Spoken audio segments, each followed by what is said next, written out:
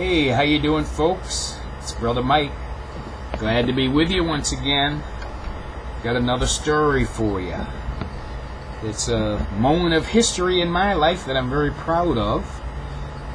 Goes back to the year, gee whiz, it was before the end of the Vietnam War. So I guess it would put it about, 1972, 73, something like that, And takes place in New York City, in front of Nelson Rockerfeller's office. I was up in Danbury, Connecticut, and I was attending the release of Father Berrigan from the Danbury prison up there. And as some of you may know, Father Berrigan was an anti-war protester, very much of an activist. He was a member of the Plowshares organization. These people became famous for breaking into selective service offices and pouring blood on the draft files. Very radical for a Catholic priest. And his radicalism ended up, having him incarcerated. I was there when he was released. Proud to say that I brought him a gift. And as his car was rolling out of the prison driveway, they were kind enough to stop for me. And I presented him with a Boy Scout compass. I wanted to kind of convey to him that, this will help you find your way, in the true path.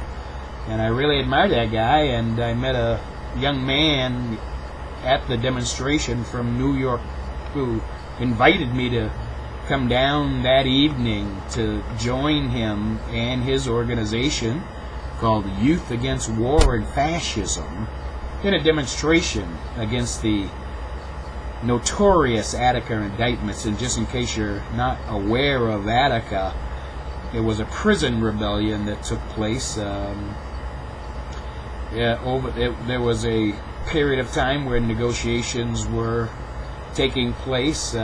When those negotiations failed, Nelson Rockerfeller, who was the governor at the time, ordered the New York State Police to go into the prison and retake the prison. Got nothing wrong, no problem with that, But what I had a problem with was the way they did it. They went in there with big game hunting rifles. These rifles shot 1-ounce lead projectiles that were normally used in police work to disintegrate a cinder block wall to rubble. If they couldn't get to a certain part of a building, they used these bullets to make holes in cinder block walls, and these are the weapons that they used against these prisoners. In the course of them taking over the prison, they killed 7 of the guards who were being held hostage. They blamed it on the prisoners. It was not the prisoners' fault. It was the fault of the state police. And in the process of overtaking this prison, I believe they killed 23 prisoners. And after quelling this rebellion, they forced these prisoners to strip naked. Some of them were wounded. Some of them had bullet wounds to the legs that prevented them from walking. These police made them run a gauntlet, beat them. The ones that couldn't walk, it is reported in the New York State's Commission's report on the Attica situation that these very same police used Phillips screwdrivers and shoved them up the anuses of these men with gaping bullet wounds in their legs, forcing them to crawl. It was a horrible, horrible situation, people. And some of these prisoners subsequently netted themselves some good money on civil suits. And if you ever get a chance to read the New York State report on the Attica Rebellion, you'll be as repulsed as I was. And if you had the opportunity, you would have been at Nelson Rockerfeller's office that evening too. I got down there early, nobody there. went over to the coffee shop, have a cup of coffee, noticed a couple of police officers there. I was a young guy. I think I was maybe 19 or 20 at the time. Pretty kind of naive, not very politically astute. Try to strike up a conversation with the police. They'd have nothing to do with it, And finally, the people assembled and had a permit. And we started in, protesting, picketing, marching, shouting slogans. Rockefeller's a murderer. Stop the racist frame-up. That was our chant. You work for a murderer. Stop the racist frame-up. We would say to the police officers that were there to kind of oversee us. Well, when the demonstration was over, I was just kind of a tag-along kind of guy, you know what I mean? I wasn't aware of all of the preparation that this organization, Youth Against War and Fascism, had made for the event. But I did join them because I didn't have any other alternative, and I didn't even know where they were going, you know what I mean? I was just marching away from Nelson Rockerfeller's office along with them. And I made a strategic error. I left the line, broke formation, when I saw a police officer who I had been targeting with my chants. And I felt a little bit remorseful about picking on him as an individual. And I wanted to go over there and kind of make things straight, And I did. I went over there. We talked a little bit. Didn't talk that much. He seemed to be a very agreeable person. And all of a sudden, here comes another police officer. Hey, is this guy giving you trouble? No, he's not giving me trouble. Well, hey, what happens? They grab me. They arrest me. I was the first person in American history to be arrested in a demonstration against the Attica indictments. I'm proud of that. But I was chagrined, to say the least, about what happened after I was taken into custody. I remember it very well. The whole orderliness of the retreat was broken up. Not chaos, but, controlled chaos. The police were dragging me into this paddy wagon through the front door. And people were yelling at me. They were like, who are you? Who are you? What's your name? And, I yelled out my name, and they wrote it in a book. And they took me into the paddy wagon, took me into the back of the paddy wagon. One of the cops just slugged me. Knocked me right down to the floor, And I was like, I looked at him and I said, hey, I don't have a hassle with you. And he looked at me and he said, well, if you don't want a hassle, then you better not be associating with these people. You're associating with the wrong people. But I think he had a little bit of mercy on me, because, I looked real young, and, not real threatening. And but he threw me in the back of the paddy wagon. It was like being thrown into a chamber of horrors. When they opened the back door to throw me in there, and the interior of that back part of the paddy wagon was illuminated, all I saw was blood smeared all over the walls from previous beatings and atrocities.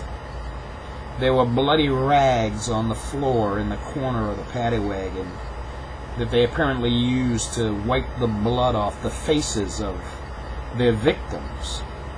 I got into the back of the paddy wagon, minding my own business, And while I was inside, there was something going on. The police were trying to get a hold of that notebook. I guess they figured it had some valuable intelligence in there or something. And one person was passing it to another person, to elude them. And as that happened, that person would be arrested. Well, there was two other guys arrested. One guy was Puerto Rican. I remember his name, Eddie Rivera Delgado. I don't remember his last name, but Eddie, if you're out there, I remember you real well, and there was another guy, a white guy, and, they threw him in the back. He was practically unconscious. His face was a mask of blood. and they proceeded to take off and take us to the police station. Well, my poor friend Eddie, he was just absolutely hysterical, screaming, hollering, fearful that they were taking us someplace to murder us. And he made me fearful, but, it just defied logic that they would do that, and I tried to reassure him. Eddie, I didn't know his name, but I said, no, they can't kill us. It will bring too much attention to the issue. But I still kind of try to peer through the little crack in the back door to get an idea about where they were taking us. I didn't know New York City at the time. In these moments, you just do things that you can't explain later. But one thing I can tell you about the white guy that they threw in there, they beat that guy so bad they ended up having to take him to the hospital, And they got us out down to the police station and, put us in the booking room. And, I swear to God, as I was sitting there waiting to be processed, there was a cop, and he had a sidearm. And he was uncomfortably close to me. And it almost appeared as though he was like thrusting his hip out at me, hoping, I would imagine, that I would grab that sidearm, as a radical communist, and try to do something, because I'm quite sure there were no bullets in that gun. And I did notice a gun strapped to his leg. And I'm certain that was the gun with the bullets. And if I had grabbed that sidearm, he would have taken that bullet off of his little holster on his leg and he would have killed me, It was a horrible, horrible thing, people, And, I was fortunate that, we were released, They did find me, these people, the Socialist Workers Party, did find me. They did find Eddie, and they bailed us out, and got us out of there. Because if they had put us in those prison cells, I think they would have probably killed us, But I'm going to tell you, as horrible and frightening as that experience was, I felt that it was my duty to protest these indictments, because what they did is they indicted the prisoners. I don't know how many they indicted, maybe 20, 25 of them. But what they did is they rolled the indictments out like 5 at a time, which would stretch the indictments out over a period of time that would preclude or inhibit anybody from, making a issue out of it that would hold the public's attention for that long, And I'm going to tell you, they charged us with interfering with governmental procedure, harassing a police officer. We ended up with American Civil Liberties Union lawyers. We were fined $35 for ultimately, when the legal proceedings ended. Not before I was invited to remain in New York City as a guest of the Socialist Workers Party. They had me on a stipend. They didn't want me to retreat back to Massachusetts and leave those 2 other guys hanging, compromise the case.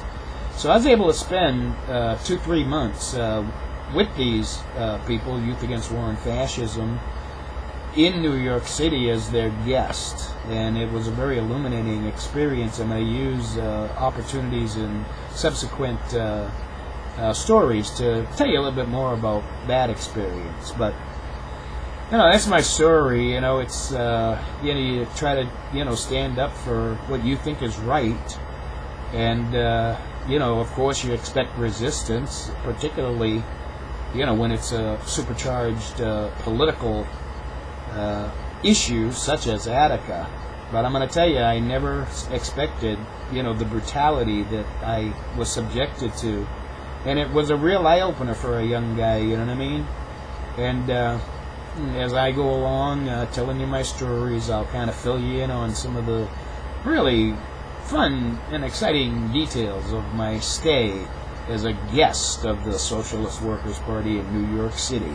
But as for right now, I just want to thank you for, paying attention to me and giving me the opportunity to talk to you about this particular incident in my life. And this is Brother Mike, and just say once again, thanks for joining me. And you folks take care.